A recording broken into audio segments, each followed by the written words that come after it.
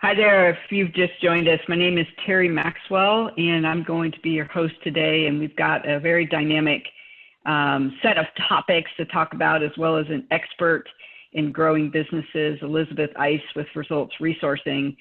And Elizabeth and I have been collaborating in a lot of different arenas as we've been going through this wonderful time that we're in globally.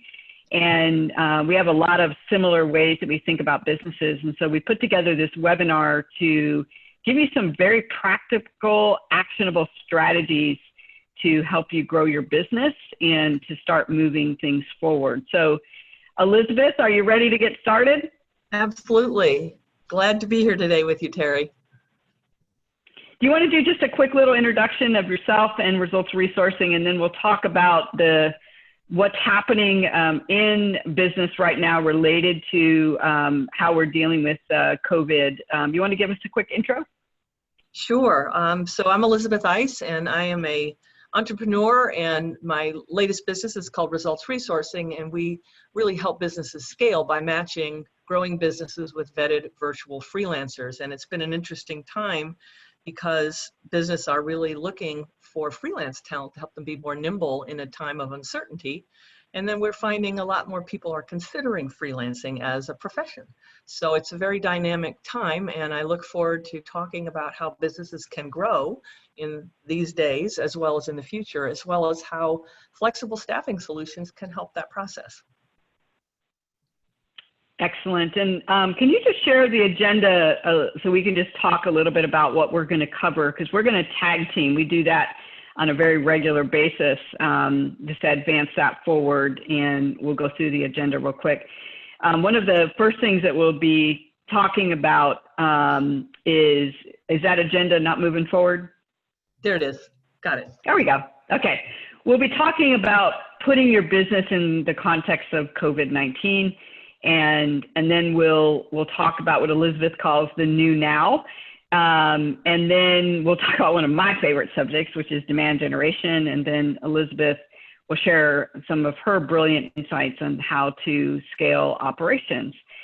So as we move forward to the next slide, I'm older than I look, and I've been through a lot of these various crises, everything from the oil and financial crisis that happened in the late 80s in Texas, and hurricanes, and September 11th, and the dot-com bubble. And what I learned is we're having a little trouble with those builds there, so apologies for that. So when a crisis hits, communities and businesses go through very, very distinct phases of recovery. So the crisis hits, we all remember what that was like once we realized that, oh my gosh, this is really bad. The first thing that we try to do is stabilize. And when we stabilize, we go through just a couple of steps. So the human psyche tries to reach stasis very quickly in a crisis. So we triage, we assess, and then we learn from whatever it is that we're assessing. And then that phase typically lasts 1 to 2 months in a crisis of this magnitude. We are just now coming out of phase 1 and going into phase 2. And in phase 2, we start to organize. We plan out what we're going to do. We determine where we need to focus. We figure out what actions we need to take. And in a crisis of this magnitude, I believe that we will be in this phase probably even through the rest of this year. It could take that long because it has these cascading effects to it. And so right now, businesses are focused on recovery. They're figuring out what actions they need to take. And as this crisis continues to unfold, we're going to continue to go through this refocusing, take action, refocusing, take action. And again, I think we'll be there through the end of the year. And then when we get into phase 3 is where we truly recover. And unfortunately, with this crisis of this magnitude, I think that this will be next year before we're in phase 3. And in phase 3, we really integrate what the lessons were, the things that the benefits that come from a crisis of this magnitude. And I can remember when I was in South Florida and I lived through Hurricane Andrew, we went through this exact same stages. I remember when the dot-com bubble hit, I was president of an internet company that had just gone public, and we went through these same 3 phases.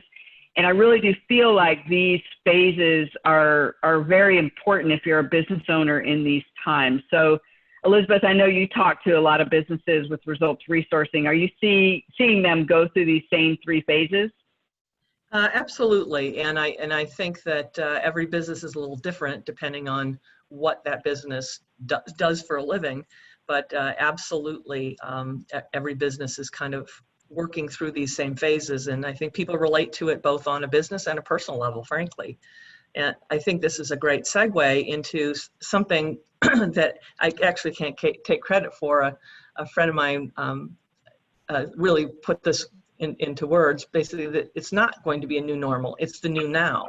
And that really thinking this way can be very advantageous to business, because tomorrow's always going to bring a new now, which is always the case. But I think the extent of this pandemic makes it more clear that it's hard to figure out or to count on what's going to happen, in the future.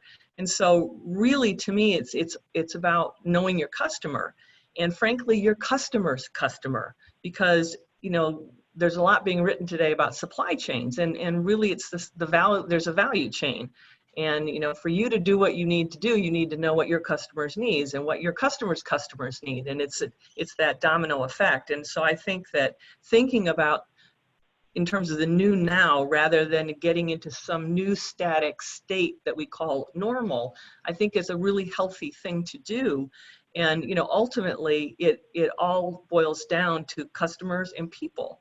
And I think particularly right now, I was drawn to this quote by Maya Angelou about that it's hard to know what to do and how much to push the pedal to the metal at any point in time. But ultimately, it's about intention and how you make people feel. And obviously, people need to do things to move their business forward. And it's how you make people feel. That's what they're not going to forget.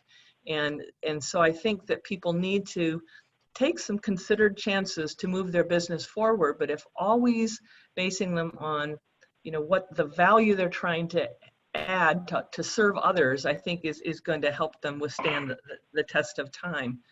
So with that as a backdrop, this workshop today is really about 2 things: growing your revenue consistently and profitably, and scaling supply so you can grow your revenue consistently and profitably. And frankly, no matter how big the business is, what industry in, the type of business, the same challenges exist. And so what we're really going to do today is look for the commonalities and talk about what almost every business needs to be thinking about in these days and times.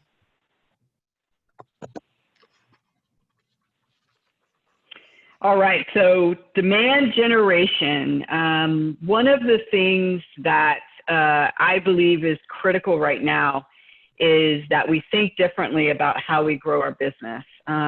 People today do not want to be sold to. They're reprioritizing, they're thinking differently about their life and what they buy and how they buy it.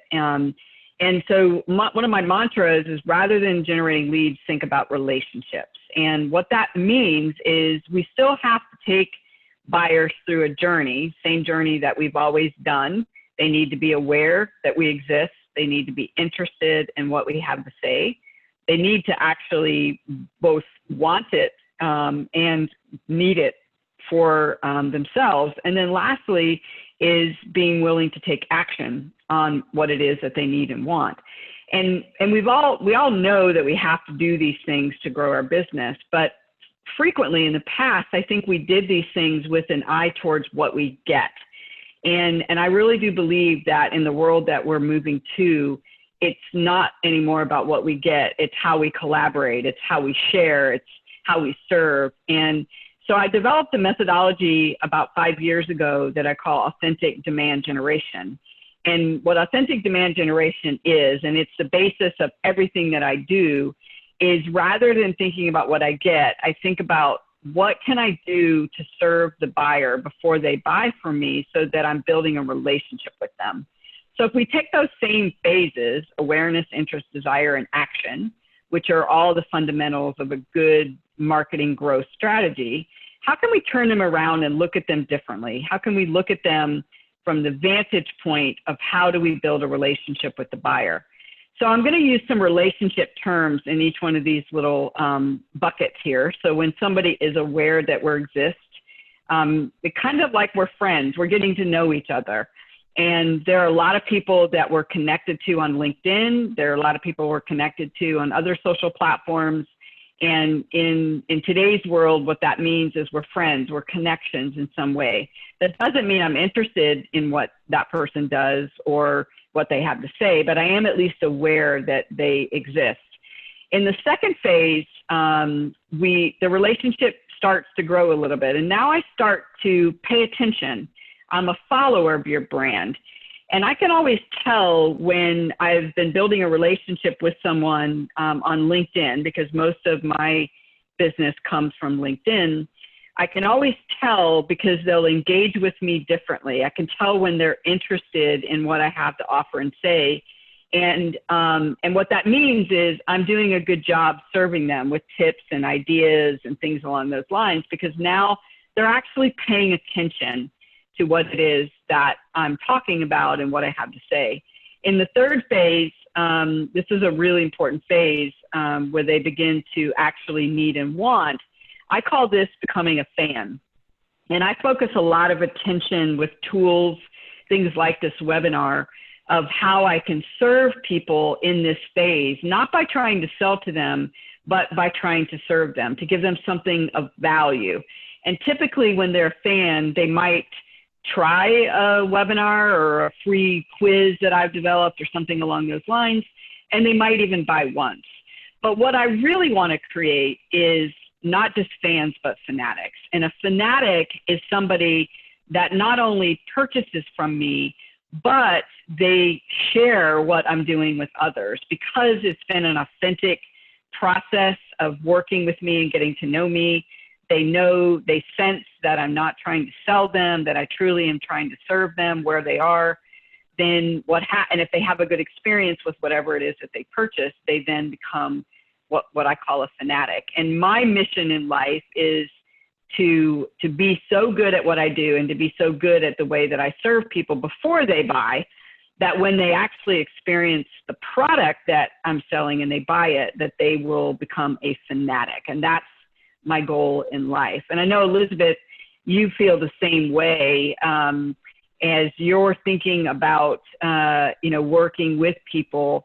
It's really just simply the way I view it is just focusing every step on building a relationship with buyers. And I know you do that very well for the folks that you work with. You'll jump on the phone with anybody and you'll talk about virtual work, or how do you build a model where you can bring freelancers into it, and you'll give your time, without question. For you, is that to get a sale, or is that to build relationships with your buyers and ultimately create a community? Well, I think it's probably a little bit of both, but ultimately, being a business with a newer kind of product, this hybrid of a job talent platform and a staffing agency combined, a new idea I feel it's helpful to sound out what potential clients and buyers need, that they understand what I'm doing to help them along their path of becoming aware, being interested, desiring, and acting. So I think that that's a really natural flow for me. And I think going back to the initial points we made about COVID and the pandemic, it's like, I think it's good practice, because even if you sell something or offer something of value that is familiar to people, maybe there are reasons for being interested in it, or what they're becoming interested in because they've read about some other complementary product. Things change. And so I think that feeling like you have a static relationship with your buyers or with whatever product or solution you offer can be limiting. And so I think building relationships allows you to constantly gather information about what people want and need, why they need it. And they also feel like you're listening and are more apt to, feel like you appreciate them and value what their opinions are. So I think there's lots of good reasons to have this kind of relationship building practice in whatever you're doing. Yeah, and again, I think to your point is people don't want to be sold right now. And if you meet them where they are and focus on the relationship and focus on serving them as that relationship is evolving, they're going to choose your brand. If they need and want your services, they're going to choose your brand because they want a relationship. They don't just want to be a number anymore. And so rather than thinking about lead funnels and lead magnets, on the next slide, I try to show what I mean by this. Is I don't think in terms of what I'm going to get and, am I going to get a lead and is that lead going to buy? I simply think about what stage in the relationship are we? Are we friends? Are we followers? And are we a fan yet? And then I think about for that segment, how can I serve them so they move through that process? So some of the activities that I'll do are awareness building activities. It's blogs that I might write or infographics. And people share those infographics and those blogs and those inspirational little tools that I build. And what that does is they're now aware that Succeed on Purpose exists. And then in the interested phase, those are usually some of the tools that I've developed. I've got a really great set of tools. I know, Elizabeth, you've got a couple as well that are really amazing, an ROI calculator. And those tools help buyers where they are before they're actually ready to buy, to help them really define what it is that they're trying to accomplish, to help them think differently about what it is that they're doing. And that communicates, when somebody engages with that communicates that they're aware and interested that we exist. And then in the desire phase, the desire and act is people will buy when they're ready to buy. There's nothing you can do to make someone buy, particularly today. And so my mantra is, I'm going to serve you until you're ready to buy. And when you're ready to buy, I intend that you'll buy from me. And I just focus on their problems. I serve my friends passionately. And when somebody's ready to buy, hopefully they'll buy from me. But there's no pressure. It's like, when you're ready to buy, I hope you buy from me. I'm going to serve you until you're ready. And then the really cool part is when you build this authentic demand machine and you serve people as they're getting to know you, what typically happens is they will be willing to not only refer you, but they'll also share your tools and they'll buy again. And that's when you have, a real machine that's based on value. And as you think about that, what I've learned about business is there's a fulcrum in business that you are always managing. And that fulcrum on that next slide is the balance between supply and demand. This is the simplest way, I call it business simple. To scale profitably, revenue has to become stable and consistent. And the way that I create stable revenue is by building a value-based demand generation engine that keeps running all the time. Every day, people are downloading and sharing my tools. They're becoming aware and interested in what I do. And when they're ready to buy, they'll let me know. So to ensure consistent growth, you've really got to automate demand generation first.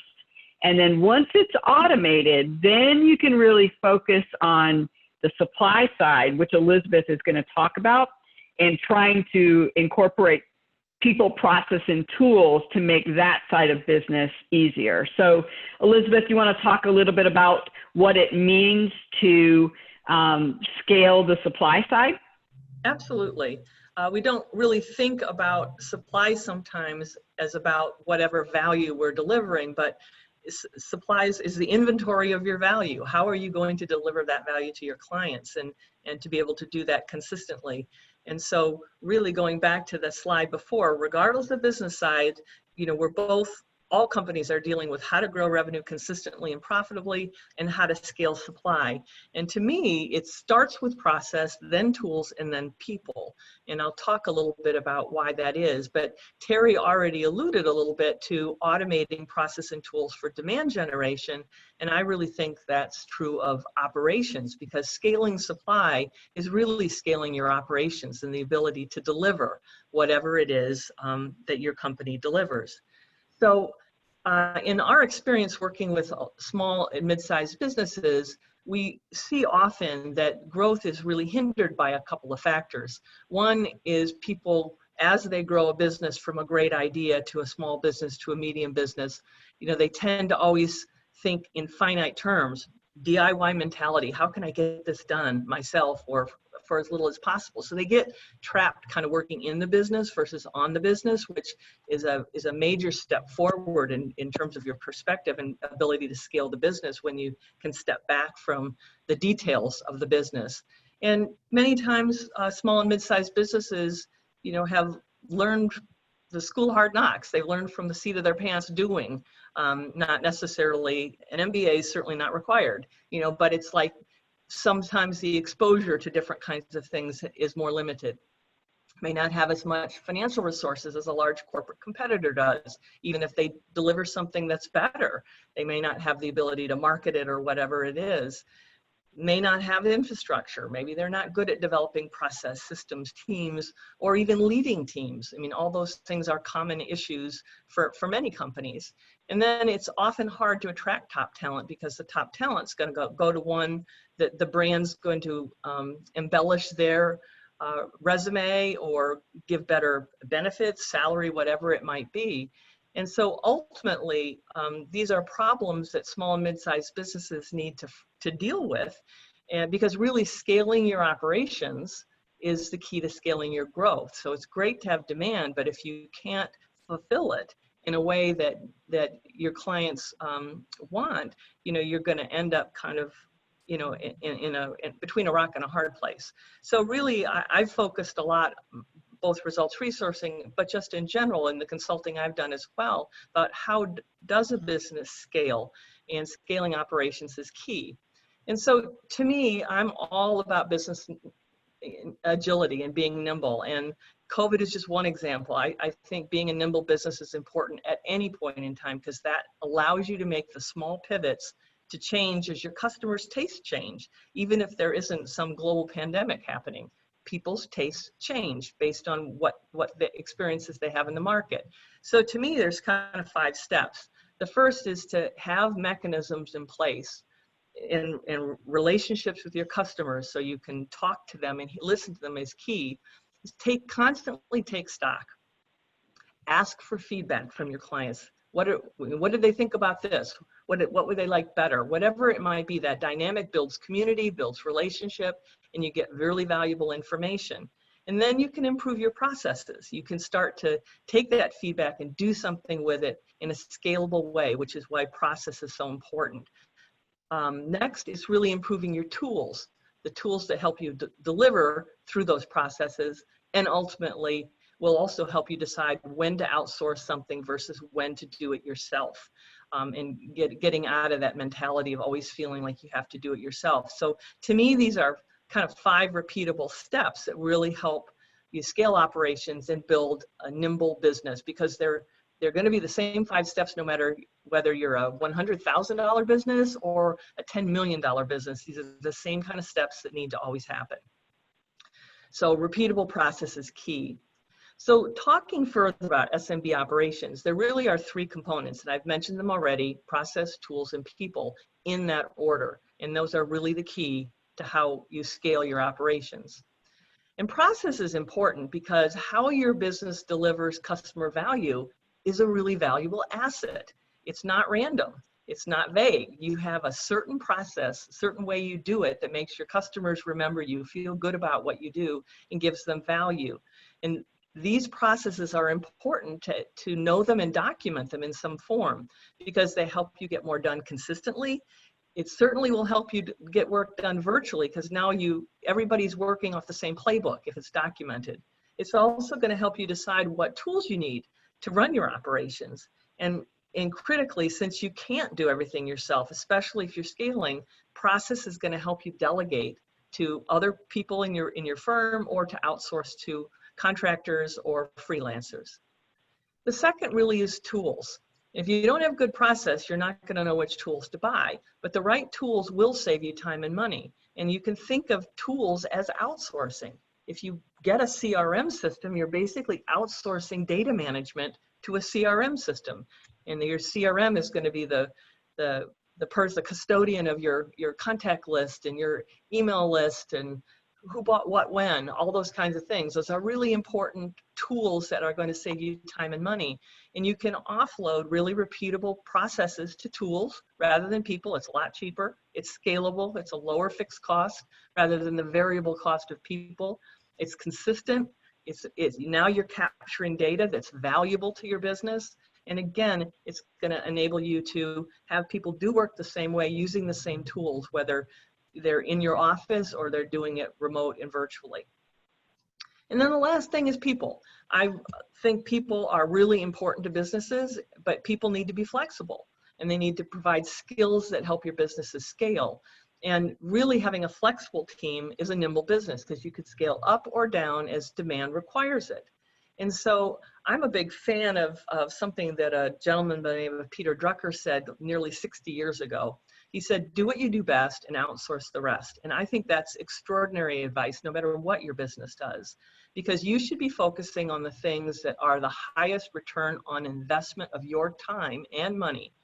And anything else that is not really high ROI work, you need to consider delegating it to a less expensive person on your team or outsourcing it to contractors that are specialists in that. And so to me, it's about building a really flexible talent ecosystem of full-time employees that work in your firm and flexible people that you can contract with up and down to get the skills you need to help you scale your business and really give you time to work on your business and spend time with your customers, where you'll learn more about what they need so you can scale your business. And so to me, one of the hardest things about people is finding the best people. And I hear a lot of times that there's a lack of qualified talent. And I think there is, unless you know where to look. And about 15 years ago, I started looking at hiring freelancers and hired many for my business along the way, and have developed a real expertise around how to find, vet, and incorporate freelance and virtual workers into work processes so we can deliver our value to our clients. And I really believe that freelance workers are a tremendous source of talent. They're highly available and ready to add value to your team. And now in our virtual world, you know, if you'd ever been concerned about delegating work to a virtual worker, that concern's kind of gone away because that's our world right now. And eventually we'll come to a new now of office work and remote work. But I think for a nimble business, it probably needs to incorporate both. And so I just wanted to share quickly what I feel the benefits of hiring freelancers are. And it boils down to availability, flexibility, and skills. And I've mentioned the ability to scale up or down. That's key because you're not making employment commitments to freelancers. And so you can decide to work 5 hours with somebody one week, 15 hours the next, and go up and down depending on what demand requires. So it's a cost-effective way to use skilled work. You can offload non-core work. At Results Resourcing, the most common jobs are virtual administrators and social media administrators, because it's non-core work that needs to get done to run the shop, but it's keeping you from working with your clients. But you can also add really high caliber skills that maybe you don't need somebody full-time to help you build a marketing strategy or to write a series of technical blogs for you or whatever it might be, but you can hire somebody that can do a superb job of that, allow you to continue to run your business working with the clients while somebody else is doing that highly technical job for only the amount of time you need it. You don't have to worry about 40 hours. You just need to worry about that project. And I find that most really professional freelancers, frankly, are business owners too. And so they're very results oriented. They know what it's like to run a business. And they know that, to continue to work with you, they have to be delivering the goods week after week. And they're very value oriented. It's also a great way to try out ideas. So if you've got a new notion for a new product or new service, there's freelancers that have probably done it, in another state or for another business in another industry. So there's parallel expertise that you can deploy to help your business. Ultimately, hiring flexible talent really helps you build value, build differentiation, and it really will optimize capital. And nobody's got more capital than they need, especially these days and times. And so freelancers are really a way to get high caliber talent really cost effectively so you can make a nimble business going forward.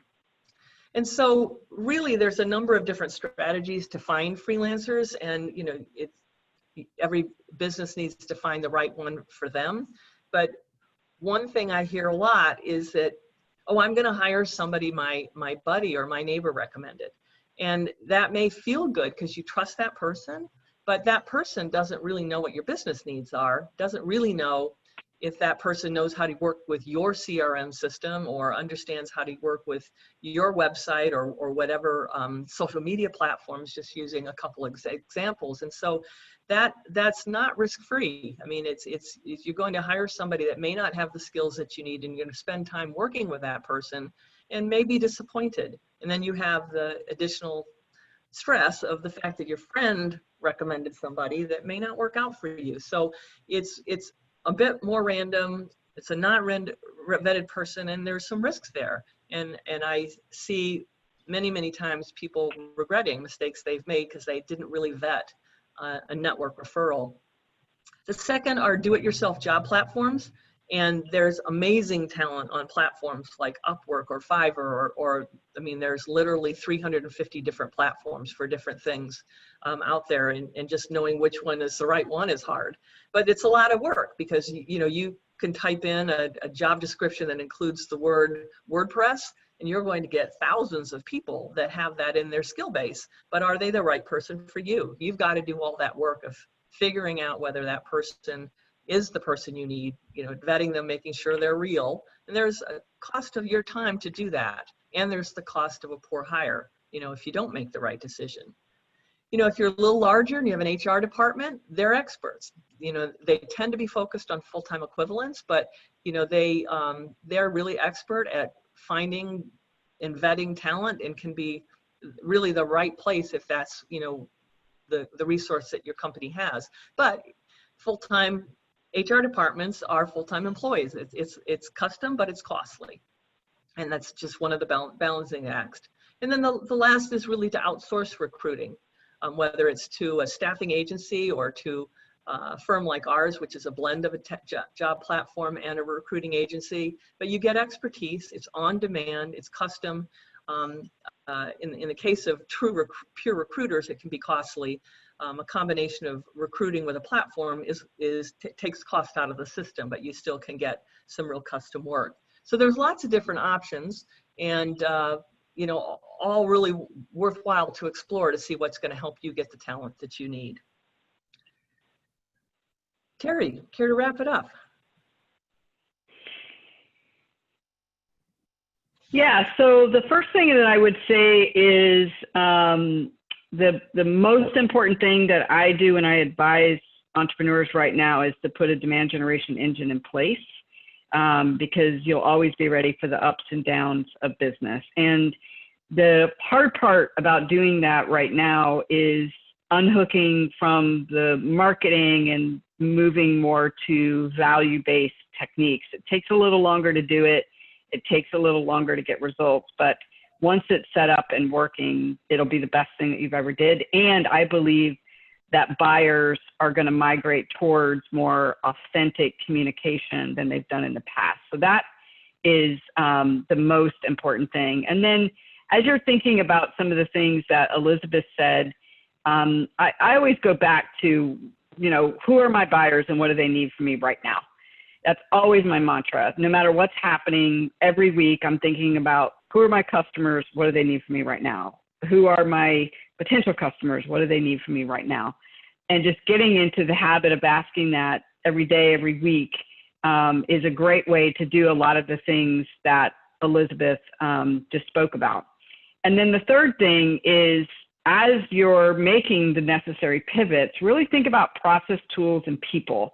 One of the best decisions that we did was use results resourcing to fill a very hard to fill position. We needed a business developer, appointment setter type of person for one of our businesses and one of our clients. And I have hired, I don't know, 30 salespeople in my life. And in this particular role, we'd find people and they'd work for a while and then they wouldn't work out. And we used contractors and employees and paid bonuses and did not. And it was just constantly a battle.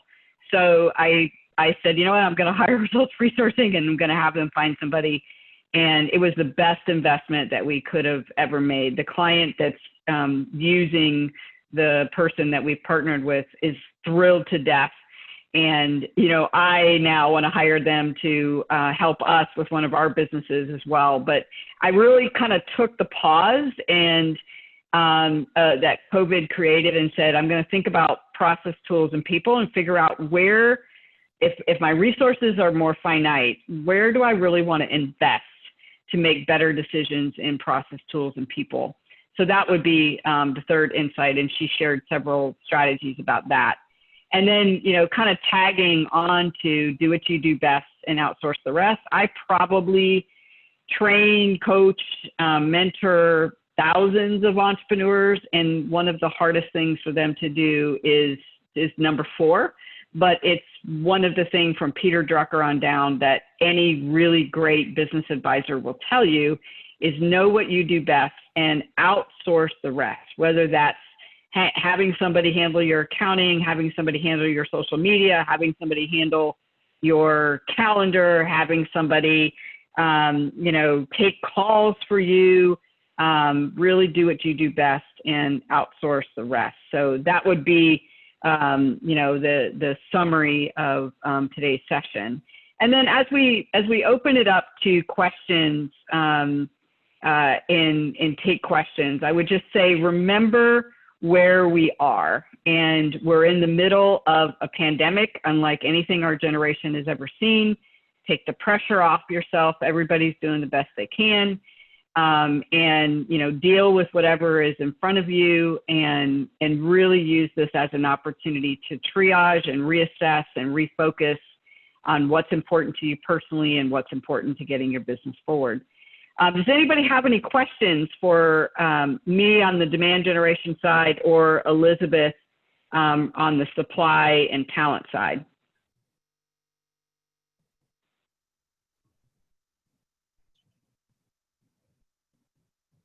One of the questions that just came in, Elizabeth, is on the Q&A box is, how do you know what to outsource? So that's a great question for you.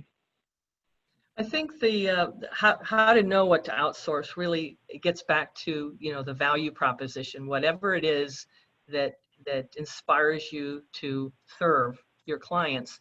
I think it's really nailing down the things that are the most important to the client. And then anything that doesn't fit into that box, you could almost, you know, just have 2 columns. What do my clients really look to me for, me and my company, and what is simply needs to get done to make it happen? And, you know, easy things are, you know, somebody needs to be talking to their clients about meeting their needs, but setting up those appointments, you know, or organizing the marketing effort or whatever it is, you know, probably isn't core to that. And so I think that, you know, really thinking hard about what is key that only I can do, that I do well, and is core to my business is really the way to think about it. And there may even be some things that are core to your business, but you don't do well or you don't like to do. And those are good ones to write down as possible outsource as well. Awesome. Are there any other questions that we can answer for you today before we wrap up?